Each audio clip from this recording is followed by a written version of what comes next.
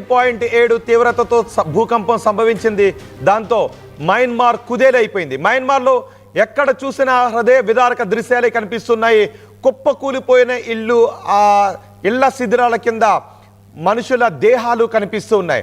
సహాయక చర్యలకు అంతరాయం కలిగిస్తున్నది కూడా అదే. ఎత్తైన భవనాలు ఒకదాని కింద మరొకటి అలా పేక మేడలా కుప్పకూలిపోవడంతో వాటిని తొలగించి సహాయక చర్యలను ముందుకు తీసుకువెళ్లడం కష్టసాధ్యంగా మారుతున్న సమయంలో వరుసగా సంభవిస్తున్న భూకంపాలు మళ్ళీ భయపెడుతూ ఉన్నాయి. రాత్రి 9 గంటల సమయంలో మరోసారి మయన్మార్లో భూకంపం సంభవించింది. ఆ భూకంపం తీవ్రత రిక్టర్ స్కేల్ పై 4.5గా నమోదైంది. ఇటు థాయిలాండ్లోనూ మరోసారి భూమి కంపించింది. ఇక ఆఫ్ఘనిస్తాన్, పాకిస్తాన్లో కూడా భూ ప్రకంపనలు నమోదయ్యాయి. ఇప్పటికే 3,000కు చేరువైంది మృతుల సంఖ్య. ఈ భూకంపం కారణంగా ఇప్పటికే మృతుల సంఖ్య 3,000కు చేరువైంది. మరో 7,000 మంది వరకు మరణించే అవకాశం ఉంటుందనే అంచనాలు భయపెడుతూ ఉన్నాయి. ఈ భూకంపం కారణంగా సుమారు 10,000 మంది మరణించి ఉంటారు అనే అంచనాలు వేస్తున్నారు. చూడండి ఒక్కసారి ఆర్టీవీ స్క్రీన్ పైన శిథిలాలుగా మారిపోయిన భవనాలు, ఆ భవన శిథిలాల కింద ఎంతో మంది మనుషులు. ఇప్పటికీ సహాయక బృందాలు చేరలేని ప్రదేశాలు మయన్మార్లో ఎన్నో ఉన్నాయి. ఇంకా సహాయక చర్యలు వేగంగా సహాయక చర్యలు కొనసాగిస్తున్నప్పటికీ కూడా ఆ సహాయక చర్య పూర్తి కావడానికి చాలా రోజుల సమయం పట్టే అవకాశం ఉంది. ఈలోపు చూడండి ఒకసారి భూమి కంపిస్తూ ఉన్నప్పుడు భవనాలు ఏ విధంగా ఊగిపోతూ ఉన్నాయో. ఎత్తైన భవనాలు పేక మేడలా, ఇసుక రేణువుల్లా కూలిపోయినది. చూడండి ఆ భవనం ఎలా కూలిపోయిందో చూడండి. ఒక్కసారిగా ఆ భూకంపం ధాటికి భవనాలే నేల కూలిపోయాయి. అందులో ఎంతో మంది చిక్కుకొని ఆ శిథిలాల కింద ఇప్పటికీ విగత జీవులుగా పడి ఉన్నారు. ఆ శిథిలాలను తొలగిస్తూ సహాయక బృందాలు ముందుకు వెళుతూ ఉన్నాయి. కొన్ని చోట్ల ఆ శిథిలాలలో చిక్కుకొని కొన ఊపిరితో బయటపడుతున్న వారు కూడా కనపడుతూ ఉన్నారు. అందుకే సహాయక బృందాలు ఇంకా శిథిలాల కింద ఎవరైనా కొన ఊపిరితో చిక్కుకొని ఉంటారేమో, వాళ్లను రక్షించాలి అనే ఉద్దేశంతో వేగంగా సహాయక చర్యలు కొనసాగిస్తున్నప్పటికీ ఆ సహాయక చర్యలకు ఆ శిథిలాలు ఆటంకాన్ని కలిగిస్తున్నాయి. చూడండి భూకంపం దాటికి ఆ భవనం ఎలా ఊగిపోతూ కూలిపోతూ ఉందో. ఒక్కసారి పేక మేడల, ఇసుక మేడల భవనం ఉన్న ఫలంగా ఎలా కింద పడిపోయిందో చూడండి. ఆ బయట ఉన్నవాడు భయాందోళన వ్యక్తం చేస్తూ భయభ్రాంతులకు గురవుతూ వాటిని చిత్రీకరిస్తున్నారు. పైన ఉన్న కరెంటు వైర్లు కూడా అక్కడ ఏ విధంగా కూలిపోయాయో మనం ఆర్టీవీ స్క్రీన్ పైన చూడొచ్చు. మొత్తం మయన్మార్లో ఎక్కడ చూసినా ఈ హృదయ విదారక దృశ్యాలే కనిపిస్తున్నాయి. మరోసారి మయన్మార్లో 4.5 తీవ్రతతో భూకంపం సంభవించడంతో అక్కడ ప్రజలు భయాందోళనకు గురవుతున్నారు. మా ప్రతినిధి రామ్దాస్ ఉన్నారు. భూ ప్రకంపనలు ఇంకా కొనసాగుతూ ఉండటం సహాయక చర్యలకు కొంత ఆటంకం కలుగుతున్న పరిస్థితులపై రామ్దాస్, ఏంటి ఇప్పుడు మయన్మార్లో పరిస్థితి? ఇంకా అక్కడ భూ ప్రకంపనలు సంభవిస్తూనే ఉన్నాయి.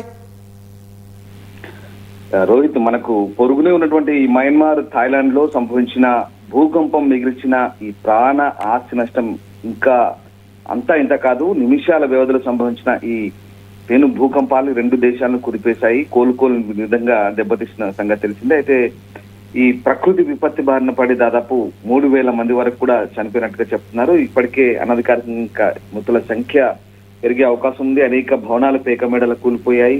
వాటి శిథిలాల కింద ఇంకా చాలా మంది చిక్కుకొని ఉన్నారు. వారందరినీ కూడా రెస్క్యూ చేసే పనులు ఇంకా కొనసాగుతున్నాయి. ఇంకా సహాయక చర్యలకు కూడా ఆటంకం కలుగుతున్న పరిస్థితి. ఇదిలా ఉంటే తాజాగా మళ్ళీ మరొక భూకంపం అయితే సంభవించింది. ఇక్కడ ఇప్పుడు పాకిస్తాన్ లో, పొరుగునున్నటువంటి పాకిస్తాన్ లో ఈ భూకంపం సంభవించినట్టు చెప్తున్నారు. ఇప్పటి వరకు దీనివల్ల సంభవించిన ప్రాణ ఆస్తి నష్టాల వివరాలు అయితే ఇంకా తెలియలేదు. కానీ దీని తీవ్రత అటు ఆఫ్ఘనిస్తాన్ లో కూడా కనిపించింది.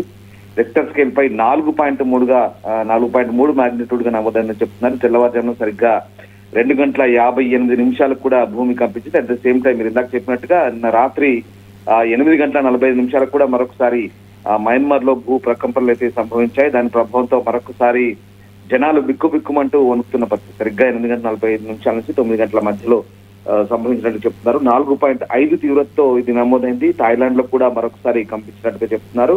ఇప్పుడు థాయిలాండ్, మయన్మార్, ఆఫ్ఘనిస్తాన్, పాకిస్తాన్ లో దీని ప్రభావం కనిపిస్తుంది. ఇప్పటికే ఇప్పుడు మనకు థాయిలాండ్, మయన్మార్ లో సంబంధించిన భూ ప్రకంపనల దాటికి మృతుల సంఖ్య వేలలో ఉండొచ్చు అని చెప్తున్నారు. సహాయక చర్యలకు ఇంకా అక్కడ యుఎన్ కానీ, తర్వాత మిగతా దేశాలు, అన్ని దేశాలు, సింగపూర్, ఇండియా, భారత్, అలాగే మిగతా దేశాలకు సంబంధించిన రెస్క్యూ టీమ్స్ అంతా కూడా చాలా తీవ్రంగా శ్రమిస్తున్న పరిస్థితి.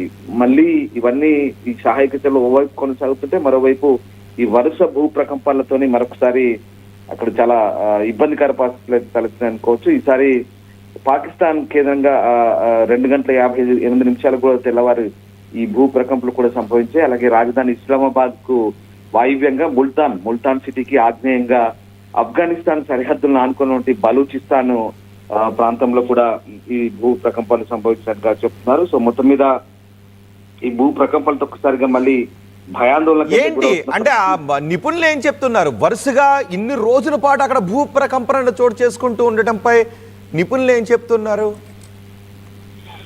అంటే వరుస భూ ప్రకంపనలు అనేది ఈ టెక్టానిక్ ప్లేట్స్ లో కదలికల వల్లే వస్తున్నాయని చెప్తున్నారు. మొదటి నుంచి కూడా ఆ ప్లేట్స్ లో అంటే సాధారణం కంటే తీవ్ర స్థాయిలో వాటి కదలికలు ఉన్నాయని చెప్తున్నారు. దీని ప్రభావంతోనే ఇవి చోటు చేసుకుంటున్నాయి. వరుస భూ ప్రకంపనలు సంభవించడానికి ప్రధాన కారణం భూ ప్రకంపనల వల్ల చెప్పేసి వీళ్ళు చెప్తున్న పరిస్థితి. ఇప్పుడు చోటు చేసుకున్న భూ ప్రకంపనలు అయితే కాస్త తక్కువ తీవ్రత ఉంది. కానీ ఇప్పుడు ఈ బలూచిస్తాన్ ప్రావిన్స్ పరిధిలో వచ్చే జోన్ ప్రాంతాన్ని అయితే భూకంప కేంద్రంగా గుర్తించారు. భూ ఉపరితల నుంచి 80 కిలోమీటర్ల లోతున ఉన్నటువంటి టెక్టానిక్ ప్లేట్స్ లో చోటు చేసుకున్న పెను కదలికల వల్ల, అంటే టెక్టానిక్ ప్లేట్స్ లో చోటు చేసుకునే కదలికలు సాధారణంగా ఉంటాయి, కానీ వీటి తీవ్రత ఎక్కువగా ఉందని చెప్పొచ్చు. అంటే వరుసగా చోటు చేసుకుంటున్నటువంటి పరిణామాలు మనం ఏదైతే చూసినట్టయితే కాస్త ఎక్కువ స్థాయిలో ఈ కదలికలు ఉన్నాయి, ఎక్కువ స్థాయిలో రాపిడికి గురవుతున్నాయి. అంతర్గత పొరల్లో ఆ రాపిడి, ఆ ఒత్తిడి వల్లే ఈ ఒత్తిడి పెరిగి తిరిగి ఇది రామ్దాస్, సహజంగా భూ ప్రకంపనలు వచ్చిన తర్వాత 1-2 రోజుల తర్వాత ఆ ప్రకంపనల తీవ్రత తగ్గుతుంది. కానీ ఇంతవరకు ఇప్పటికీ సహాయక చర్యలు కొనసాగుతూ ఉన్నాయి. సహాయక బృందాలు ఇంకా వెళ్ళలేని ప్రదేశాలు కూడా ఉన్నాయి. ఈలోపు మళ్ళీ భూ ప్రకంపనలు సంభవిస్తూ ఉండటంతో అక్కడ ప్రజల పరిస్థితి ఏంటి? ఇప్పుడు మయన్మార్ లో అయితే చాలా దారుణమైన పరిస్థితి. నిజంగా బయట ప్రపంచానికి ఇంకా ఇప్పుడిప్పుడే తెలుస్తున్న పరిస్థితి, ఎందుకంటే అక్కడ మిలిటరీ ప్రభుత్వం ఉంది కాబట్టి. మయన్మార్ లో చాలా దారుణమైన పరిస్థితులు ఉన్నాయి. నిజంగా సర్వస్వం కోల్పోయి అయిన వాళ్ళని కోల్పోయి ఇల్లు శిథిలాల దిబ్బలుగా మారిపోయి వాటి కింద ఇంకా కొంతమంది బతుకున్నారా, కొంతమంది శవాలుగా ఉండి ఎక్కడికెక్కడ గుట్టాలుగా శవాలు కుళ్ళిపోతున్న పరిస్థితి మయన్మార్ లో అయితే. థాయిలాండ్ లో కాస్త టెక్నాలజీ ఉంది, కాస్త మ్యాన్ పవర్ ఉంది, తీసుకోగలుగుతున్నారు, అక్కడ క్లియర్ చేసుకోగలుగుతున్నారు. కానీ థాయిలాండ్ లో చాలా దారుణమైన పరిస్థితి ఉంది మయన్మార్ లో. ఎందుకంటే అక్కడ ఇంకా సహాయక చర్యలకు సంబంధించి పూర్తి స్థాయిలో ఇంకా తీవ్రం కాలేదని చెప్పాలి. ఎందుకంటే అక్కడటువంటి రాజకీయపరమైన ఆంక్షలు లేదంటే ఇతరత్ర కారణాల వల్ల కాస్త ఆలస్యమైంది అక్కడ సహాయక చర్యల సంబంధించి. కానీ ఇప్పుడిప్పుడే అక్కడ కూడా వేగవంతంగా మారినాయి. కానీ శిథిలాల కింద అయితే చిక్కుకున్న వారి సంఖ్య ఎక్కువగానే ఉంటుంది. అధికారికంగా మృతుల సంఖ్య ఇప్పటికే 3,000గా చెప్తున్నారు, కానీ అంతకు మించే ఉంటుంది. చాలా భయంకరమైన పరిస్థితులు ఉన్నాయి మయన్మార్ లో. అలాగే అక్కడ నిత్యావసరాల వాటికి సంబంధించి కూడా చాలా ఇబ్బందికర పరిస్థితులు తలెత్తున్నాయి. అంటే ప్రభుత్వం ఎప్పటికప్పుడు ఏర్పాటు చేసినప్పటికీ కూడా ఆ శిథిరాల కింద చిక్కున్న వారి పరిస్థితి కానీ అలాగే వారి నుంచి బయటపడ్డ వారి పరిస్థితి కానీ చాలా దారుణంగా ఉందని చెప్పవచ్చు. ఇక భూకంపం వెంటనే ఇళ్లలోంచి బయటికి పరుగులు తీసిన వారి పరిస్థితి కూడా అంతే ఉంది. పూర్తిగా అన్ని సర్వం కోల్పోయి అయిన వాళ్ళని కోల్పోయి రోడ్డున పడ్డ వాళ్ళ పరిస్థితి కూడా ఇంకా అక్కడ శరణార్థి శిబిరాల్లో నిజంగా వాళ్ళ పరిస్థితి దారుణంగా ఉందని చెప్పవచ్చు. UN-AID అలాగే ప్రపంచ దేశాలను చూసినటువంటి సహాయక చర్యలు, సహాయక సామాగ్రి మన ఇండియా కూడా పంపింది. మీకు తెలిసిందే, ఇంధన్ బేస్ నుంచి మన మిలిటరీ యాంగోన్ కు వెళ్ళింది. అప్పుడు 15 టన్నులు మోసుకొని పోయింది. అలాగే ఇంకా అవసర సహాయం కూడా చేస్తామని చెప్పింది. సో ఆ రకంగా ప్రధానంగా ఇప్పుడు వరుస భూకంపాలు సంభవించడంతో జనాలు అయితే తీవ్ర స్థాయిలో భయాందోళనకు గురవుతున్న పరిస్థితి కనబడతా ఉంది. సో ఇక్కడ మనం ప్రస్తుతం ఈ పాకిస్తాన్ లో చోటు చేసుకున్న భూ ప్రకంపనలకు సంబంధించి చెప్పుకోదగ్గ స్థాయిలో ఆస్తి నష్టం, ప్రాణ నష్టం కానీ జరిగినట్టుగా పెద్దగా లేదు. కానీ కొన్ని చోట్ల ఇల్లు బీటలు వారినట్టుగా వార్తలు వస్తున్నాయి. ఈ భూకంప తీవ్రత అటు ఆఫ్ఘనిస్తాన్ లో కనిపించింది. ఆఫ్ఘనిస్తాన్, బలూచిస్తాన్, పాకిస్తాన్ ఈ సరిహద్దు ప్రాంతాలు, మయన్మార్ అలాగే థాయిలాండ్ లో మరొకసారి ఇవన్నీ కూడా భూ ప్రకంపనలతో వరుసగా మరొకసారి ప్రజలైతే భయాందోళనకు గురవుతున్నారు. ఇక థాయిలాండ్, మయన్మార్ లో అయితే ఇంకా సహాయక చర్యలు అయితే వేగవంతం అవుతున్నాయి. రైట్ రామ్దాస్, మయన్మార్ను మరోసారి భూకంపం వణికించింది. 28వ తారీఖున నమోదైన భూకంపం తీవ్రతకు అప్పుడు 28వ తారీఖున 7.7 తీవ్రతతో భూకంపం నమోదైంది. ఆ తీవ్రతతో ఆ భూకంపం సంభవించడంతో మయన్మార్, థాయిలాండ్ అతలాకుతలంగా మారిపోయాయి.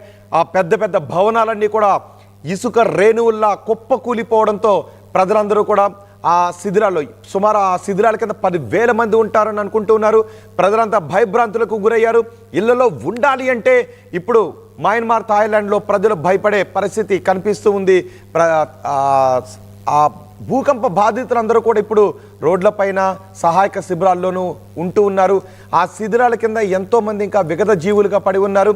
భారత్ కూడా మయన్మార్ థాయిలాండ్కు సహాయ సామాగ్రిని పంపించింది. రెస్క్యూ బృందాలు అక్కడ నిరంతరాయం సహాయక చర్యలో పాల్గొంటూనే ఉన్నారు. శిథిరాలను తొలగించుకుంటూ ఆ శిథిరాల కింద చిక్కుకున్న వారిని బయటకు తీసుకుంటూ వెళ్తున్నారు. ఇప్పటి వరకు సుమారు 3,000 మందిని గుర్తించారు. 3,000 మంది మరణించినట్టుగా చెప్తున్నారు.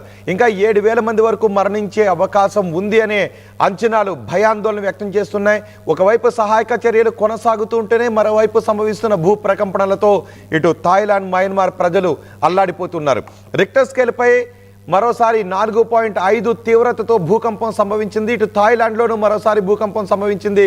ఇటు ఆఫ్ఘనిస్తాన్, పాకిస్తాన్లో కూడా భూ ప్రకంపనలు సంభవించాయి.